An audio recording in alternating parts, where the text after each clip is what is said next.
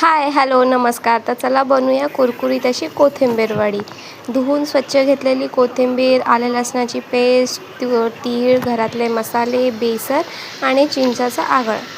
स्वच्छ धुवून घेतलेली कोथिंबीर घ्यायची, त्यामध्ये बेसन, जे साहित्य बघितले ते सगळं टाकायचं आणि मिक्स करून घ्यायचं, एकजीव करून घ्यायचं. थोडंसं तीळ ठेवायचं आहे नंतरसाठी.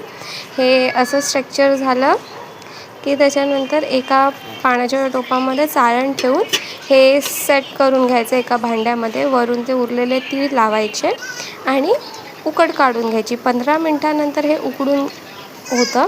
त्यानंतर तवा ठेवायचा, तेलावरती हे शॅलो फ्राय करून घ्यायचे. एक 2 ते 3 मिनटं हे शॅलो फ्राय करून घ्यायचे आहेत. कुरकुरीत असे झाले तर बघा, झाली आपली ही कुरकुरीत कोथिंबीरची वडी. छान आहे ना.